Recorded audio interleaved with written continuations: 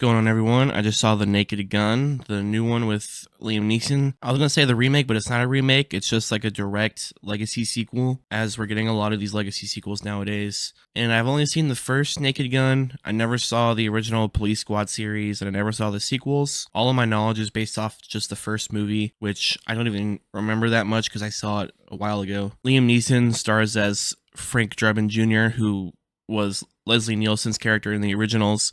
So he plays the son of him. I think Liam Neeson is probably perfect casting for this because, I mean, he's done plenty of comedy already, but I mean, he's been known as like a serious dramatic slash like action star, you know, with like Taken and all the other franchises he's been a part of, been in Star Wars and like everything else. But I think that his like I just think that's like normal for a lot of like European countries and whatnot. It's just the very dry, sarcastic humor, very literal humor that like Seth MacFarlane does. Because Seth MacFarlane produces and Akiva Schaffer of Lonely Island fame is directing. You get a lot of that comedy in here, you know, like I think it was in the trailer where he tells Pamela Anderson's character to take a seat and she's like, no thanks, I have plenty of chairs at home. You know, just stupid stuff like that. You get a lot of that throughout the movie. And when I say it's stupid, I mean that in like a good way. Like I saw someone's review and it was like, this movie's dumb in a good way, you know, because like throughout the movie you'll be saying, God, that's dumb.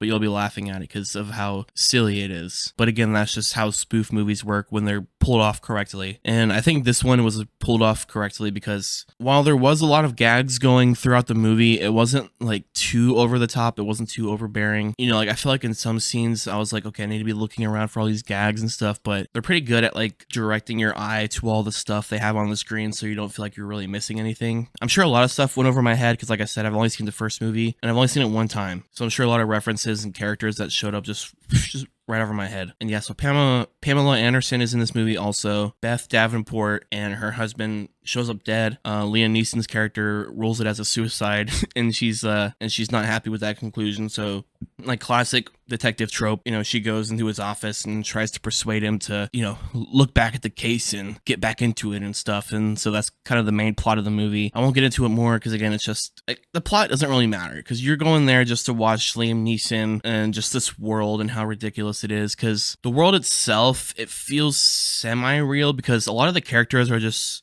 again, when you have that straight-faced humor where it doesn't feel like you live in like a whimsical world, it feels like a real world. But then again, you have like Liam Neeson getting handed a cup of coffee while he's driving. So it's just it's goofy, but it's not like over the top, if that makes sense, which I think is good. And I think a lot of people will get turned off by that kind of comedy. But no, it's very, just like the originals, it's very straight-laced, very specific, literal comedy, which I think is some of my favorite, which is probably why I enjoy this movie so much. It flew by so fast. It was like watching an episode of television in a good way. When it was wrapping up, I was like, holy crap, we're already done? Damn. I mean, and it isn't only an hour and 25 minutes, but still, like that, it flew by so fast. You're just laughing nonstop. Some of the gags, you know, there's a lot of the gags that they stay throughout the entire movie. Again, like the cup of coffee that you saw in the trailer. A lot of these gags play throughout the movie, but again, they're not overdone. I will say some of them towards the end of the movie, I was like, okay, I'm kind of getting bored of this gag, but then the movie ended. So I was like, okay, so they knew that a lot of these things were overstaying their welcome, so they knew to wrap it up in a nice little bow. And of course, even the final shot is a gag. So it's just, and I hope they make more spoof movies like this, but also I hope this doesn't open the doors for like, you know, because like back then you had like disaster movie, epic movie, date movie. Like I hope they don't go back to doing that crap, but stuff like scary movie, airplane, this movie, you know, actually good spoof movies is what we need to return. And also with this movie, since it spoofs the police, there's a lot of stuff that it is funny, but whenever you relate it to real life, you're like, oh, that's messed up. That's so messed up, but it's hilarious because it's so true. And again, that's what spoof movies should do. They can make fun of the thing they're spoofing, but while also respecting it, which I think a lot of spoof movies in the past, they were just trashing on like movies and stuff. So this movie felt like it actually like was celebrating The Naked Gun and Leslie Nielsen and all the stuff they built and all the comedy and stuff they did in those movies. So I think overall, great movie, funny. If you like comedies, if you like the originals, I'd say just go see it in the theater. I know the movies can be expensive, so if you want to wait till streaming, I wouldn't blame you. I would say if you can, see it with a full house, if possible, like a Friday night or something. My one main complaint though, which again, like I said, the plot doesn't really matter because it's a spoof. But the villain, who's played by Danny Houston, is just, again, they're making fun of the cookie cutter generic villain. but his scheme is literally the scheme of Samuel L. Jackson's character from Kingsman. Like, it's the exact same plot, the exact same. It's like your phone transmits a device that turns everyone into raging psychopaths, and they all start killing each other so we can cull the herd. And then we have these special bunkers for all my rich friends to hide in while the world kills itself.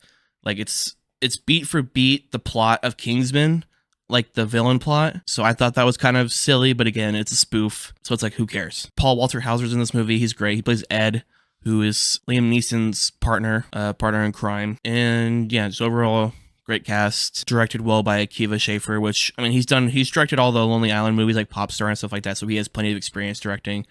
Especially with this type of comedy, so he nailed it. Seth MacFarlane produced it.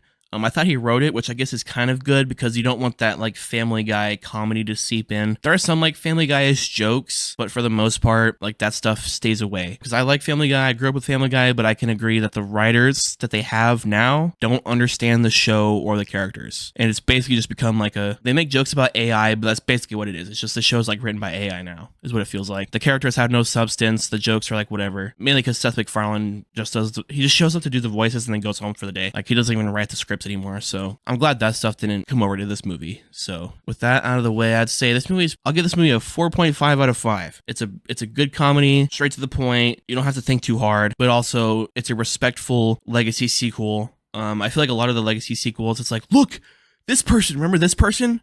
Remember? The member berries from South Park. That's what it's for. It's to get the nostalgia, but again, there's a way to do it in a way that's respectful and makes sense, and it's not just like, okay, y'all are just doing cash grabs out here. But no, this movie, no, it has a purpose, it has a point, and I'd say it's worth seeing. So yeah, let me know down below. Have you seen The Naked Gun? Did you like it? Did you not like it? Do you like Liam Neeson in comedy? Do you not like his comedy chops? Let me know. Hit the like button, subscribe. Peace.